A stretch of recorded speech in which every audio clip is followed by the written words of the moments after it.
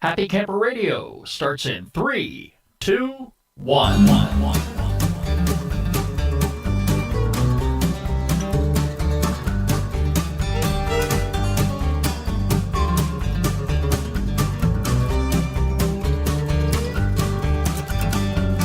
Hello, everybody, and welcome back once again to another edition of the Happy Camper Radio Show, the only place you need to be when you're ready to talk camping. Camping is what we're about.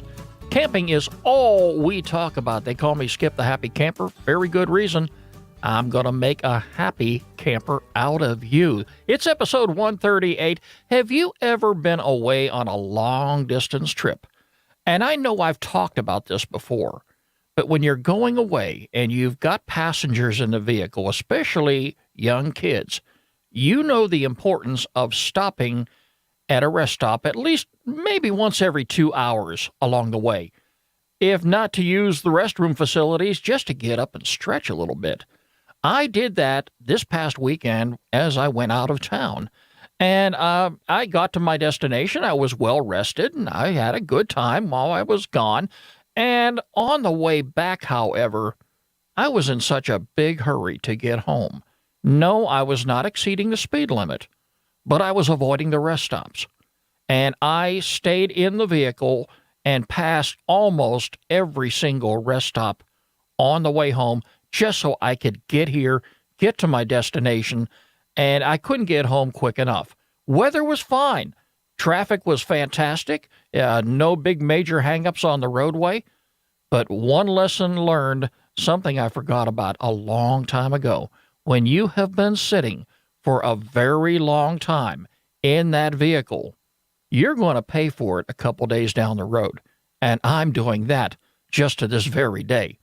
Of course, I haven't driven a long distance anywhere, for that matter, in such a long time. I'd totally forgotten about it.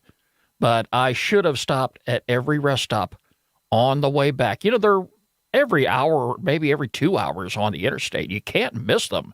Just get out and stretch a little bit. Stretch your legs and relax. And, you know, wherever you're going, whether it's away or coming home, you know, get yourself very well rested so you're not paying the price later on. Our phone number here at the Happy Camper Radio Show is 404-537-2267. That's 404-537-CAMP. You can like us on Facebook, follow us on Twitter at Camp Talker, add us to Circles on Google+, and now subscribe to our YouTube channel. So many ways you can connect up to us. Go to www.happycamperradio.com. You'll find all of our social media icons over on the right-hand side of the page. Click on any one of them, and you'll connect up with us. Take some time to browse the web. We've got some camping tips there, a studio tour. A lot of people rave about that, just to take a look and see what we do behind the scenes here at Happy Camper Radio. Also, check out my new blog page. I've got a link for it there in the upper right-hand corner of the toolbar. Check it out, all right? Right now, I'm going to head over to the shout-out window and say hello to some newcomers. First of all, to the fine folks at S'mores in Small Towns Camping blog. They like us on Facebook. Hello to the folks at U.S. Fisherman, Bona Vista KOA Campground in Bona Vista, Colorado, to Nicole Garland of Tennessee, Sue and Mark of Teardrop Adventures, they're all following us on Twitter, to Bert Tonzi, and finally to Stephen Pinn of Houston, Texas. They added us to Circles this past week on Google+. Thank you all, each and every one of you. Glad to have you on board, and thank you for being a part of this great Happy Camper Radio family. And while we're at it, I want to say hello to my buddy Scott out there in Arizona, who took the time about a week and a half ago to write the show and give us his thoughts. I love hearing from our listeners. You can get in touch with me anytime. Skip, S-K-I-P, at happycamperradio.com. I always make it a point to respond to each and every email I get. May not have the time to do it right away, but you can count on a response from me anytime you write to the show. If you just want to write to say hello, tell us about that camping trip you went on. If you have some constructive criticism about the program like Scott did, that's okay. I love to hear from our listeners. Skip, S-K-I-P, at happycamperradio.com. That's exactly how to get in touch with me. All right, folks, on today's show, episode 138, it's all about plotting your course. We're going to be talking about GPS technology versus paper maps. Do you own a GPS? Now, in case you're wondering what a GPS system is, okay, GPS stands for Global Positioning System Technology. A lot of folks these days, because of the day and age we're living in, have GPS units in their vehicle. And what it very simply is, you sit down in the driver's seat, punch in an address to your destination, wherever that may be, and just start driving. It will get you there turn by turn. It even talks to you. You've got a little map that you can follow right along the road. I like it. I've got one on my smartphone. But there are some folks to this very day who still use the paper maps.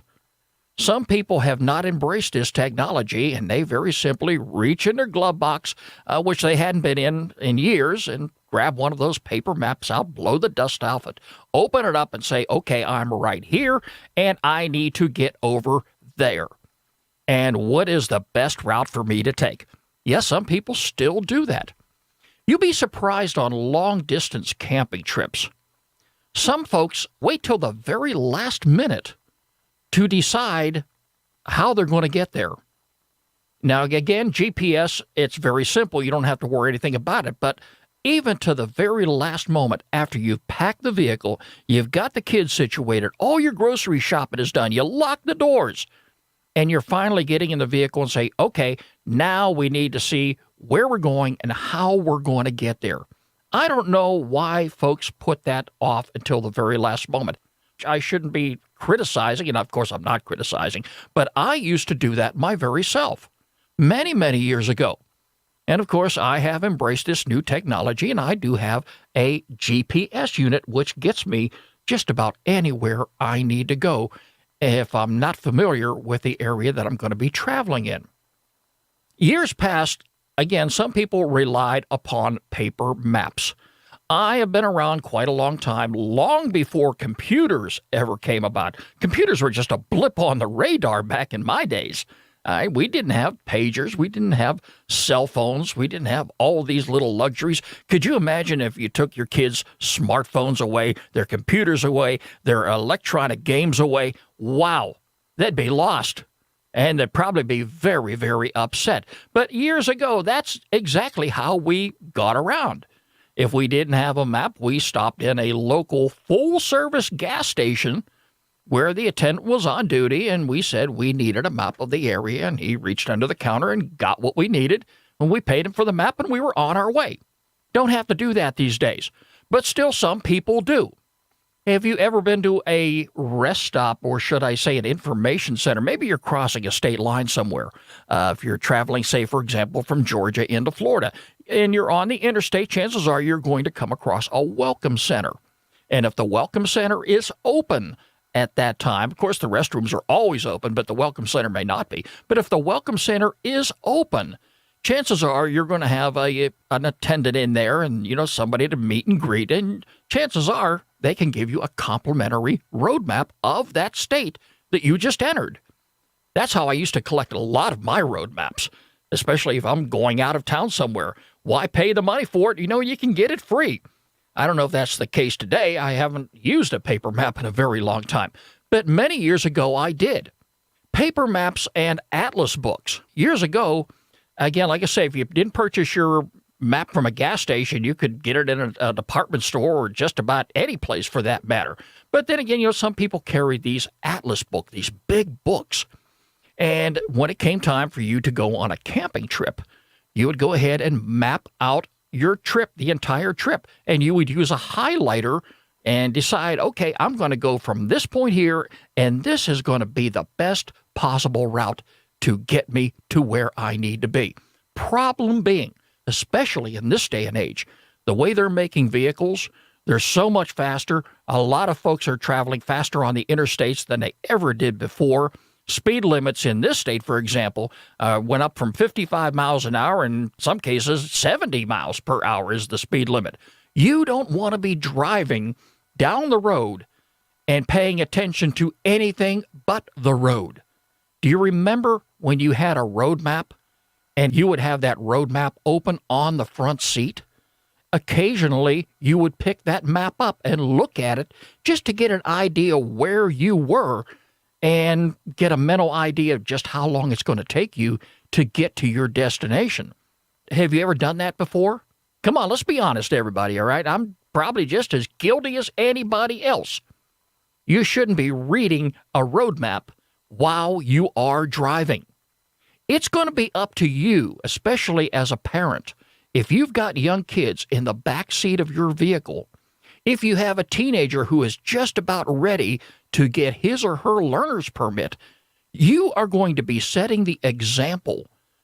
You tell your kids today, even if they're not driving, and maybe if they just started driving, the importance of not texting and driving. It's illegal in most states, if not all 50 states. If you get caught texting and driving, if you get caught reading a road map or doing something distractive and your eyes are not on the road and you're swerving in and out of traffic, not only are you putting yourself at risk, but also the people around you on the road. You're putting your family at risk. You don't want to do that. Not at all. And most importantly, if you have these youngsters in the vehicle, if you have those young teenagers in the back seat, don't think they're not watching you. You need to set the example. If here you are preaching and preaching, don't text, don't drive, don't do this and that, you're going to be telling your young teen who's just about ready to get behind the wheel, these are the things you don't do. Don't think they're not watching you. Even the youngsters, the ones younger than them, are processing this information. They're seeing exactly what you're doing. Your eyes need to be on the road all the time. Now, if you're using a GPS unit, a lot of times it's out of the driver's immediate view, so you can keep your eye on the road.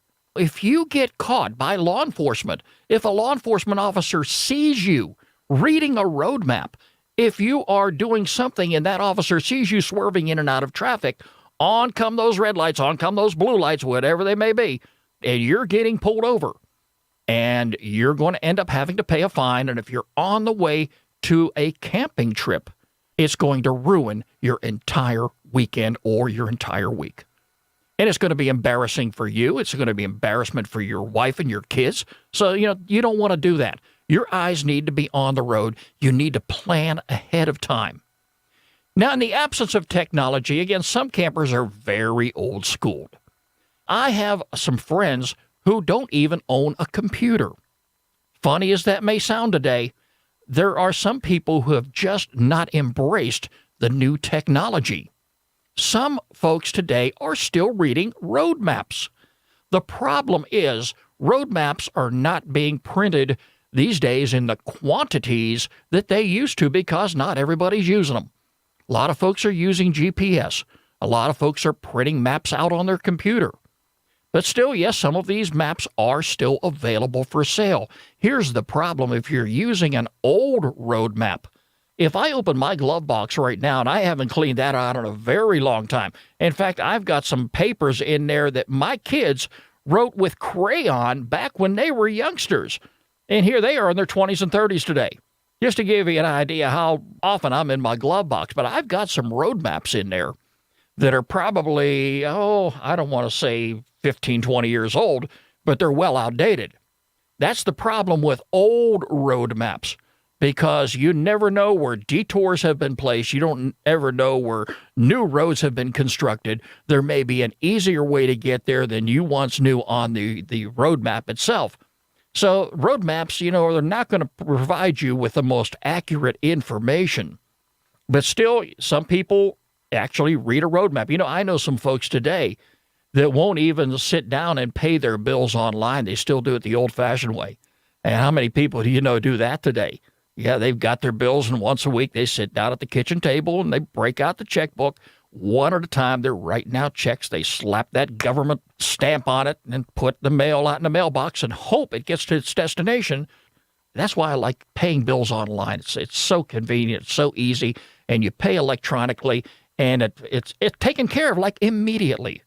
GPS is the same way. You don't have to worry about sitting down and mapping out a destination. If you got your GPS, I don't care if you got it on your phone, if you got it in your vehicle. Yeah, some vehicles today, They're making them with GPS units already built in. Comes with a little computer screen right there at the side of the dash. And again, it talks to you. You may want to consider that if you're still using road maps to get to wherever you go, especially if you're driving long distances. Motor clubs. There are some motor clubs to this very day that will supply their members with road maps upon request. If you pay a monthly membership fee, maybe an annual membership fee to some motor club, and you know you're going to be going on vacation, whether it's a camping trip or not, and you need a road map to get there, not only will some of these motor clubs provide you with the road map that you're looking for, but they will automatically map the destination out for you. My grandfather fixed me up with such a map back in the early 70s when I was traveling from the very first time from the city of Pittsburgh to Atlanta, Georgia, where I'm living right now. That was a long, long time ago. No, they didn't have GPS back then, and I don't think they had computers back then, and maybe computers were just getting started. But anyway, the route was carefully mapped out for me, and some motor clubs to this very day still do that for their customers. So if you belong to a motor club, check with them, and you can probably find out online if they do have such a map program available. So in the event you are traveling somewhere, if you're still not using a GPS, you're still not convinced, and this is the way you want to travel, some of these motor clubs, like I say, will not only provide you the map you need, but will also map out the destination with the best route to get there, the quickest route to get there. And again, folks, I can't tell you the importance, like I said at the very start of the program today. If you're traveling on the interstate, I don't care where you're going or what purpose you're going away, you definitely want to take the time to stop and use those rest facilities. It's one thing you don't want to do is be a tired driver. I mean, it's one thing to be able to stay in your vehicle for 5 or 6 hours at a time and, pay the price just like I am right now. But yes, I was driving and I was not tired. But some people, if you're on the road and your eyes start getting heavy, you know that you really need to get off to the side of the road. That's what those rest stops are for. Definitely pull off. Definitely get out, stretch your legs, and take advantage of as much rest as you possibly can and allow yourself adequate time to get to wherever you need to go. Here's something else you may want to consider, too. If you're not using GPS or you're not using a road map, have you ever considered MapQuest? MapQuest is an awesome program. I've used it on countless occasions with excellent results. It gets me to my destination every single time. All you need is a computer with an internet connection and a printer hooked up to it. You enter the address of your starting point and your destination, and MapQuest does the rest. It provides turn-by-turn instructions. It's very friendly, very easy to use, and easy to understand. You ought to give it a try. In fact, I am so hooked on MapQuest, I have a link to it on our homepage at happycamperradio.com. Or you can go to mapquest.com. It's free. The link is right there, like I say. Give it a try, and if you're not into going out and buying a road map and you need driving instructions from turn to turn all the way to your destination, I don't care where it is, consider mapquest.com. All right, now let's talk about these fancy GPS units that I have been raving about since the start of this show, okay?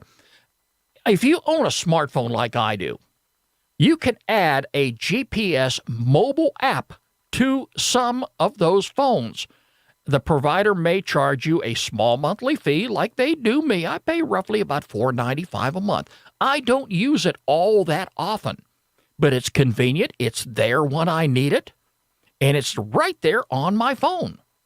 Like I say, you can also go out and buy a GPS unit for your vehicle that has no monthly fee attached. You can find them in just about any department store or auto parts store. Plugs right into your cigarette lighter, and it provides a real-time map and audio for the driver, providing turn-by-turn instructions.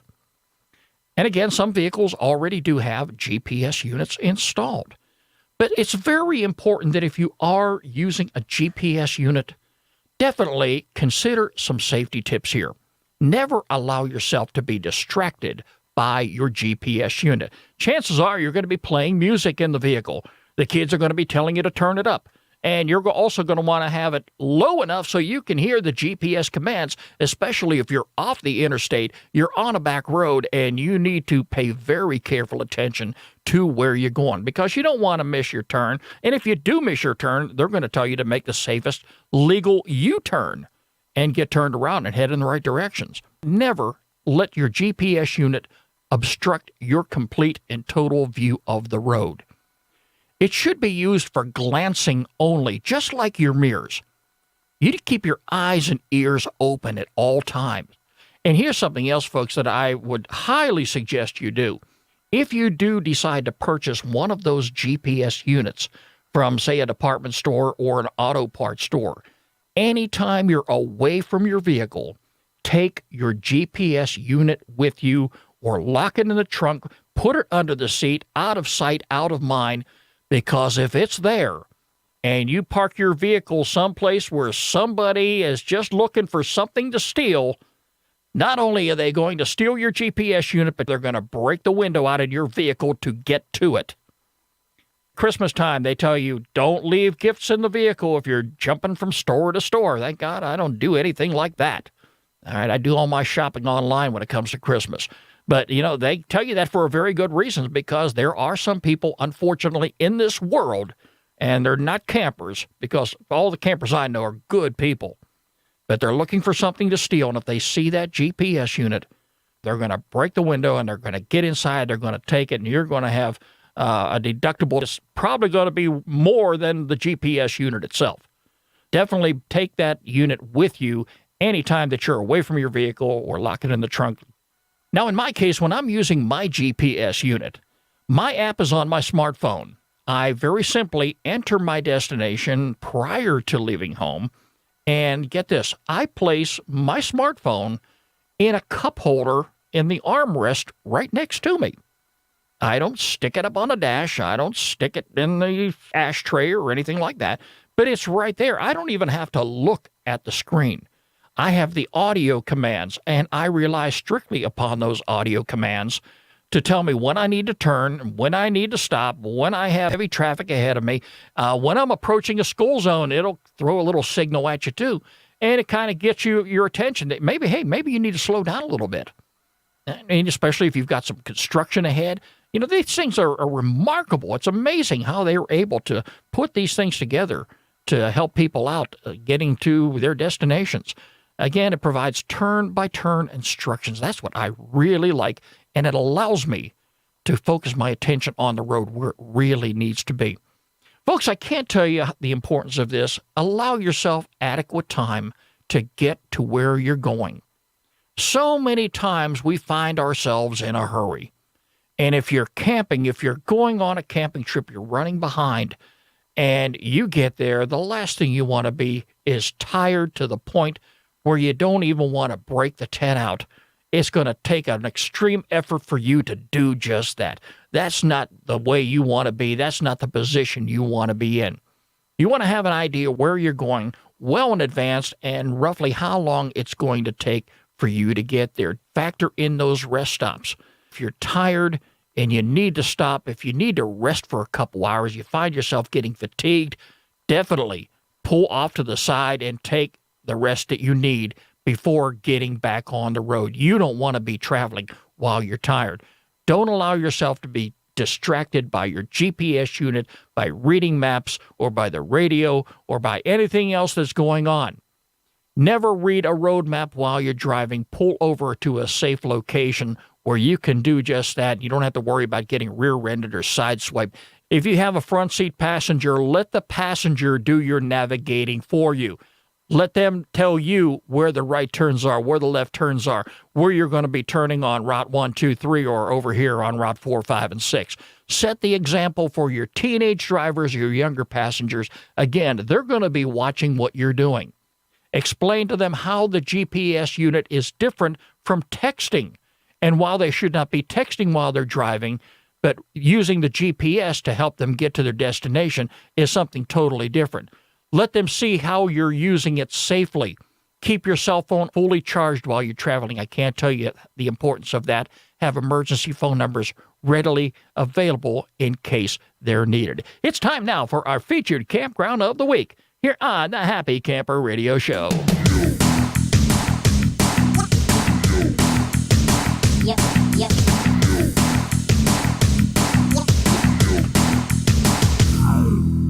I like places when it's really cold to go where it's really hot for just a few moments anyway. But this week, I'm going to take you on out to Manzanita, Arizona. And the Manzanita Campground, it's part of the Coconino National Forest run by the U.S. Forestry Service. And guess what? This campground is open all year long. The Manzanita Campground is a small year-round tent-only facility with campsites that fill up very quickly. Visitors enjoy a campground for its fishing and swimming holes along Oak Creek. It has a beautiful scenery and excellent wildlife watching. Oak Creek Canyon is very crowded, especially on the weekends. So in order to get a campsite, it's best to reserve during a weekday. Recreation and relaxation abound in Oak Creek Canyon. Camping, fishing, swimming, wading, hiking are just some of the activities waiting for you. If you're a fisherman, bring your rod and reel. Anglers have the convenience of creekside campsites where they can cast a line for trout. Just make sure you get the proper fishing license you need, whether you're a resident of Arizona or an out-of-state visitor. The campground is very easy to access and has paved parking. It's made up of single-family campsites that are fairly close together. Each site has a picnic table, a campfire ring, and a grill. A campground host is available for visitor assistance, and firewood could be purchased on site. Purchase your firewood locally and burn it locally. For more information about that, go to don'tmovefirewood.org. That's don'tmovefirewood.org. You can find a link right there on their website or on our homepage at happycamperradio.com. But folks, this is a great campsite to visit. Make sure you check the Know Before You Go items, and I'm going to have a link to it all week long. It's Manzanita, Arizona, and it is our featured campground of the week here on the Happy Camper Radio Show. And as always, if you have a campground that you would like for us to feature on the program, by all means, get in touch with me, Skip, SKIP, at happycamperradio.com. Make sure you include a link to the campground website. Well, folks, that's about going to wrap it up for me for this edition of the Happy Camper Radio Show. Glad to be back in the studio again. It's a great place to be, just like it is at a campground. Great time to go camping any time of the year. Hey, folks, remember, every pet deserves a loving home. Do like I did. Visit your local shelter and adopt a pet today. You can visit us online anytime at www.happycamperradio.com. Like us on Facebook. Follow us on Twitter at Camp Talker. Add us to Circles on Google+. And now subscribe to our YouTube channel. The Happy Camper Radio Show is a presentation of Skip Huber Productions. I'm Skip. I am a happy camper, and I'm going to do my very best to make a happy camper out of you. Have a great week, everybody. We'll talk to you next weekend. This is Happy Camper Radio.